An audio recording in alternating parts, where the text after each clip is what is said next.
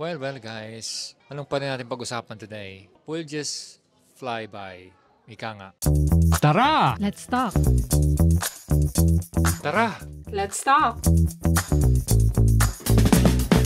Anyway, today, andito tayo sa town ng Waterford kasi merong Viking Marathon. Ang marathon kasi guys, dito sa Ireland, sabihin natin uso siya. Kung naririnig nyo na mayroong London Marathon, dito sa Ireland meron ding Dublin Marathon na tinatawag. At sa Ireland, meron ding Viking Marathon. So bakit Viking Marathon? Well, it's just the name. Pag sinabi kasing Viking city, most likely sinasabing Waterford. Ito yung talagang tinutukoy ng Viking city sa Waterford. Ang Waterford is the oldest city in Ireland. Now, anyway, going back to marathon. As you can see, wala si Mrs. K dito kasi nag-join siya sa Viking Marathon. Hindi siya tumakbo, but she just walked with some other friends. In the past, tumatakbo si Mrs. K ng marathon. In the beginning, obviously, kailangan mo ng training, kailangan mo ng preparation bago ka sumali sa ganitong sabihin nating running. 5, 4, 3, 2, 1.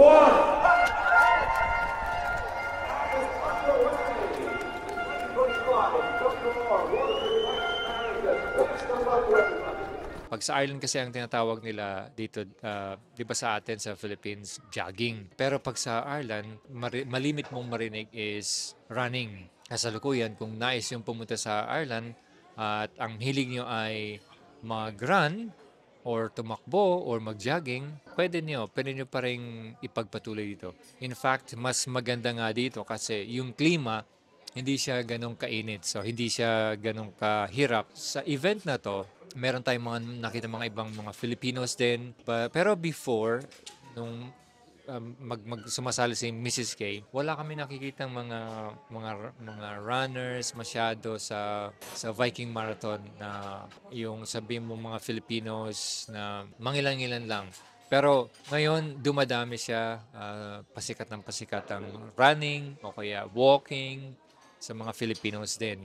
Makikita mo kahit anong lahi actually ang sumasali sa ganitong events. Now tayo, while waiting, kasi hindi tayo sumali, alam niyo, obviously, hindi tayo sumali nito. Nagkakape tayo, waiting for Mrs. K's arrival. Okay? Now, yung finishing line, nasa labas lang naman.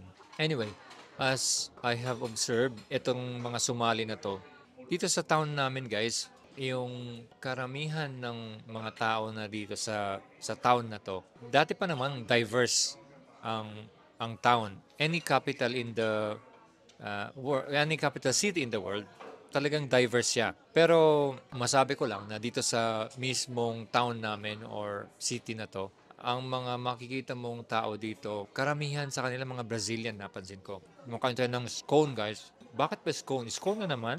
Laging scone. Anyhow, daming Brazilians dito at saka itong marathon na to, maraming sumaling mga Brazilians din. Makikita mo, napaka-diverse na talaga ng Ireland. Hopefully, itong diversity na to, magbigay ng kaayusan sa bayan na to, sa bansa na to. Dahil siyempre, the more kasi na maraming mga iba't ibang lahi, naturally, ang mga tao na dumadating dito, meron silang mga kanya-kanya mga cultures and traditions. Talking about that, siyempre tayo mga Filipinos, meron din tayong kanya-kanya. Mismo nga dun sa Philippines, meron din tayong cultures and traditions ethnically or tribal, sabihin mo ng ganun. Diba?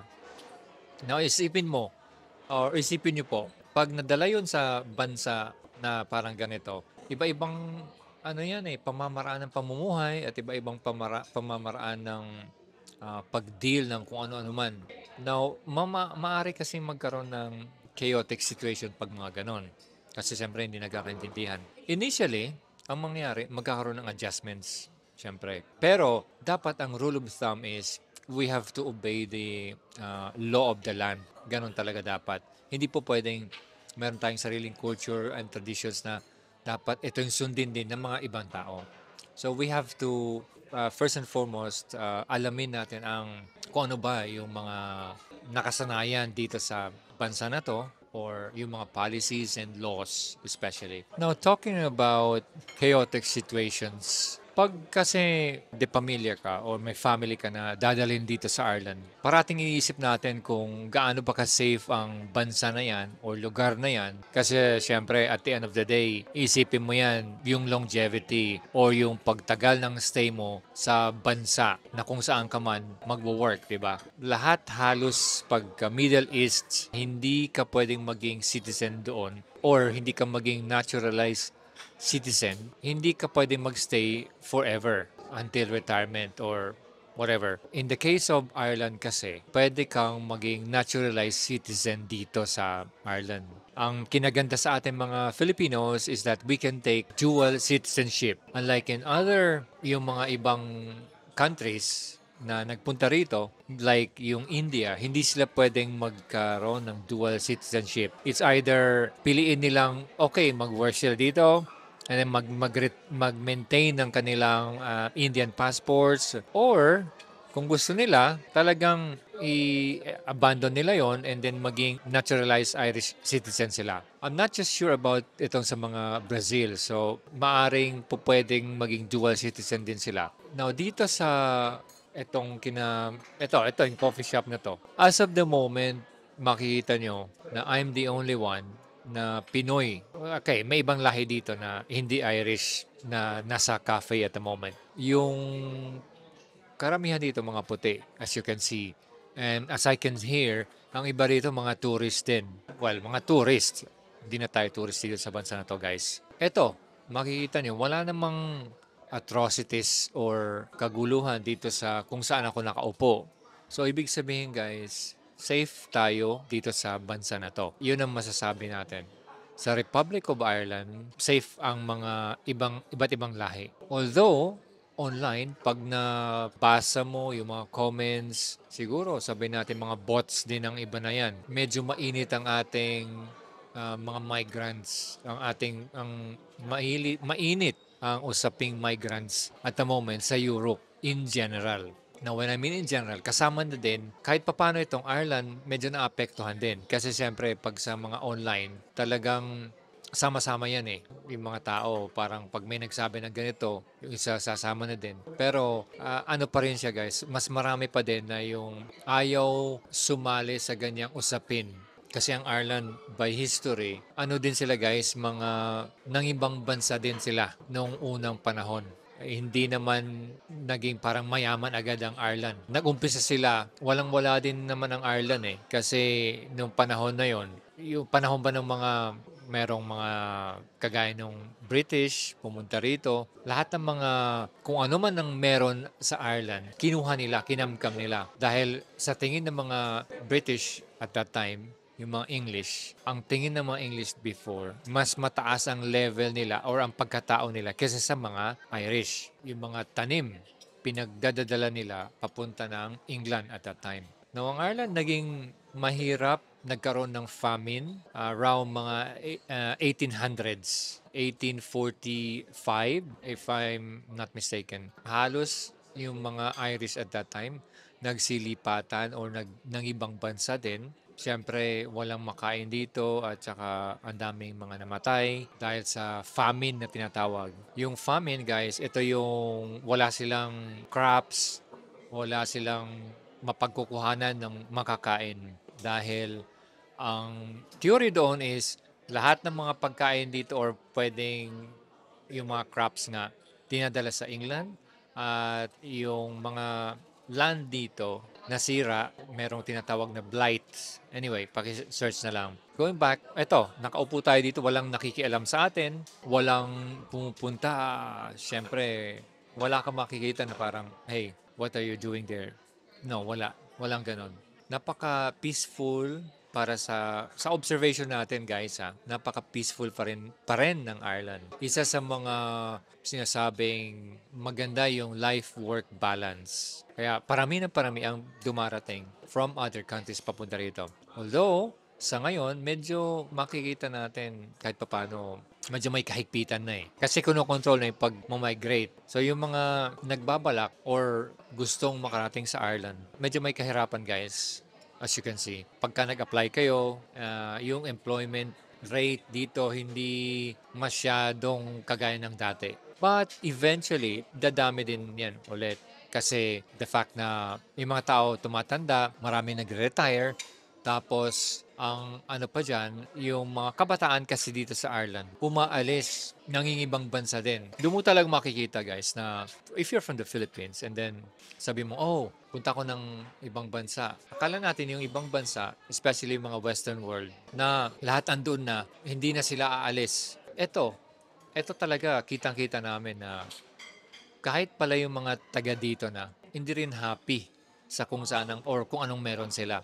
Aalis pa rin sila at mga ibang bansa is either yung iba maghanap pa rin ng work, tapos ang iba, siyempre gusto rin mag-travel at makaranas ng ibang pamumuhay. So ang tao talaga pag nakikita mo, constantly moving. Ang migration na tinatawag, hindi yan porket sabi mong nasa third world ka, ikaw lang or tayo lang ang gustong mangibang bansa. Kahit yung okay na yung economy nila, pupunta pa sa ibang bansa para maghanap pa ng mas talong, mas magandang buhay. Tapos, constantly ganun eh. Iniisip ng tao parang kailangan mas maganda pa yung work ko kaysa sa kung anong meron ako ngayon.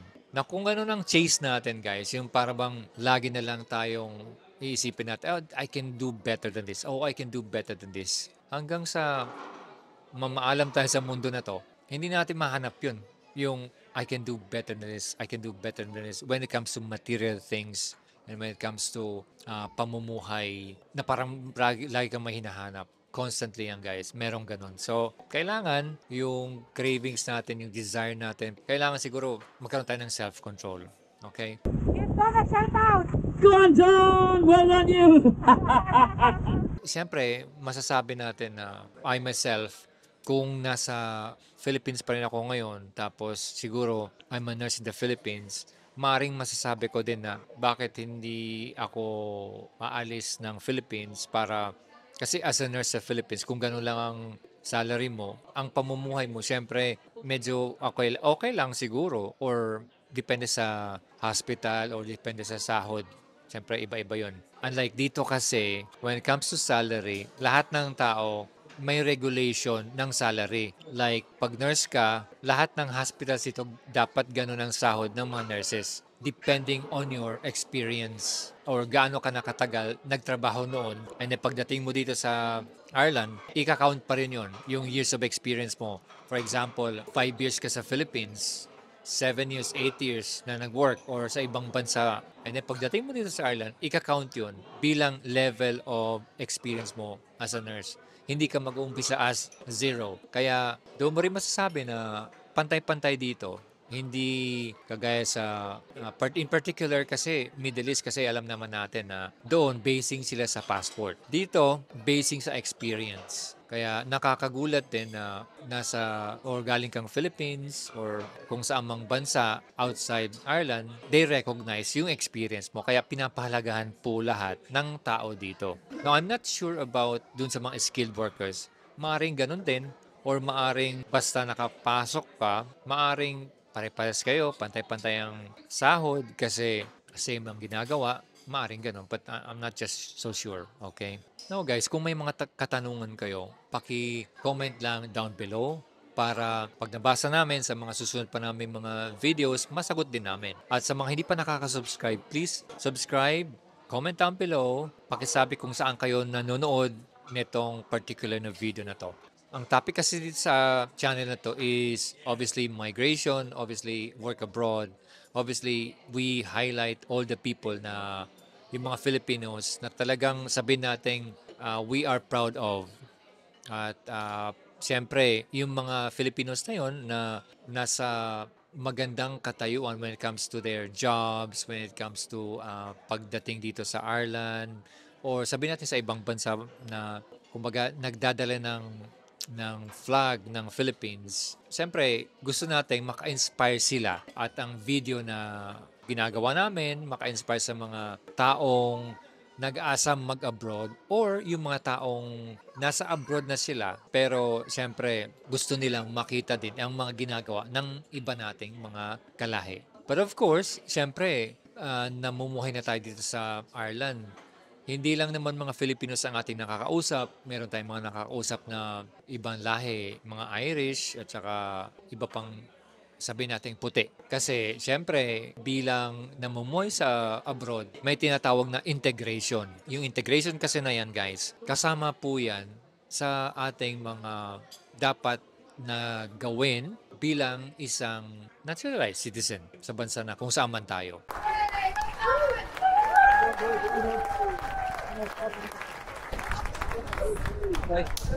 Talking about all these things, yan, medyo malapit nang dumating si Mrs. K at saka yung mga iba naming friends. Siguro, yun. Ito tayo guys, paalala lang ulit, nasa Viking Marathon tayo. At itong mismong ating, yung cafe na kung saan tayo ngayon, uminom ng kape. Cafe siya sa dating museum. But anyway, nilipat nila. Okay, basta guys, siguro ang maganda dyan ay manalig lang tayo kung nasa Philippines pa lang sa kasalukuyan, yung mga papunta rito sa Ireland. There is hope na makarating at makapag-abroad. Kung hindi man sa Ireland, sa ibang bansa. Kasi patuloy yan guys. Hold on lang tayo.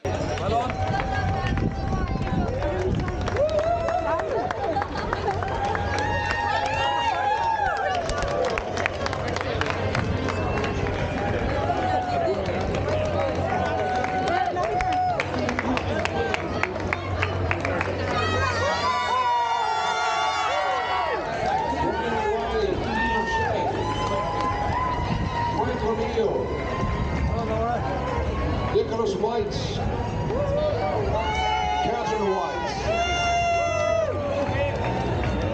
Okay guys, at maraming salamat at hopefully nag-enjoy kayo sa ating kahit papano konting usap at makita lang natin kung paano ba yung pangyari at situation dito sa Ireland. Salamat at paki-like and subscribe na lang po. Salamat po sa mga patuloy na suporta. Thank you very much. Hanggang sa muli, tayo ay mag-usap-usap. Tara! Let's talk. Tara! Let's talk.